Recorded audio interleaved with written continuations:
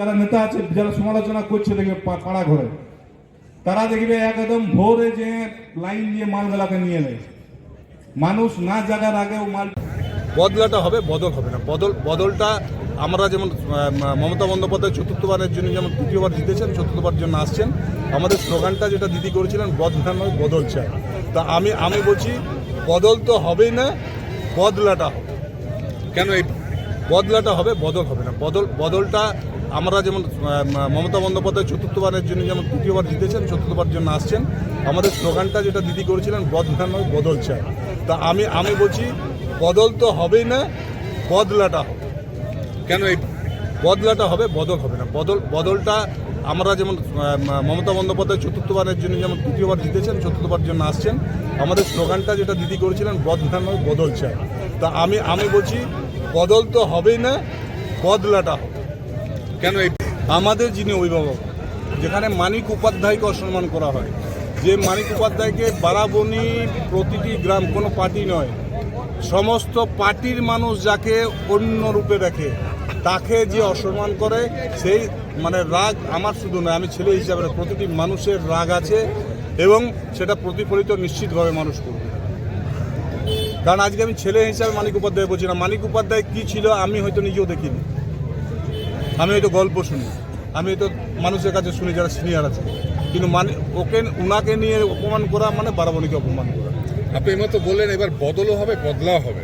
বদলা হবে না, বদলাটা হবে, বদল হবে না। বদলটা আমরা যেমন মমতা বন্দ্যোপাধ্যায় চতুর্থবারের জন্য যেমন তৃতীয়বার জিতেছেন, চতুর্থবার জন্য আসছেন। আমাদের স্লোগানটা যেটা দিদি করেছিলেন, বদলা নয় বদল চাই। তা আমি বলছি বদল তো হবেই না, বদলাটা হবে। কেন এই বদলাটা কিসের দরকার মানুষকে? দেখুন, মানুষ বারবার মানে যারা যেটাতে সন্তুষ্ট হয় তাকে সেটাই করা উচিত।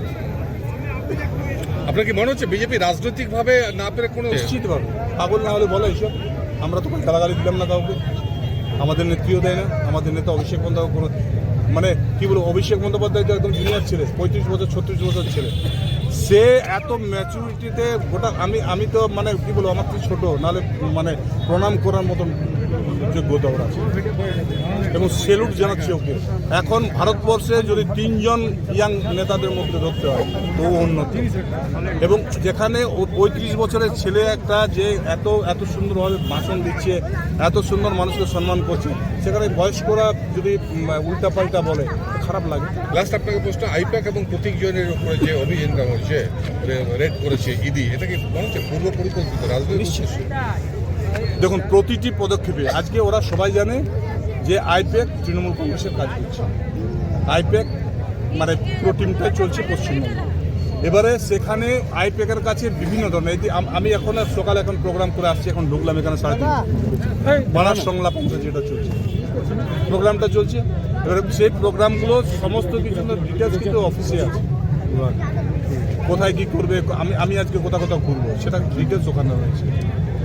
তা আমাদের নেত্রী মমতা বন্দ্যোপাধ্যায় বাঘিনীর মতো গিয়ে যে ওগুলোকে নিয়েছে, এটাতে সেলুট জানাচ্ছি এবং তার সাহসিকতার জন্য তাকে বললাম তো, বিজেপির বা যারা করাচ্ছে, আমাদের স্বরাষ্ট্রমন্ত্রী হোক বা যারাই করাচ্ছে, এটা ভুল করছে, এতে কিন্তু তাদের ক্ষতি হচ্ছে। জয় সমস্ত মানুষকে বলবো, মানিক উপাধ্যায়কে অসম্মান করা মানে বারাবণীকে অসম্মান করা। যারা মানিক উপাধ্যায় কি ছিল না, তাই সবাই খুব ভালো থাকো। জয় হিন্দ, বন্দে মাতরম, তৃণমূল কংগ্রেস জিন্দাবাদ, জয় বাংলা। যে গুরু 2014 তার শিষ্য বলছে 2025-এ, তো বাবা 11 বছর যে গেল, তোর গুরুয়ে রাখতে পারলে না কোথার দাম, তো তুই কি করে রাখবি, পেটে হাত ঢুকাবি? আগে ডাক্তারিটা পড়, আগে ডাক্তারি পড়ে তারপরে হাত প্র্যাকটিস করে আয়, কারণ এখন সময়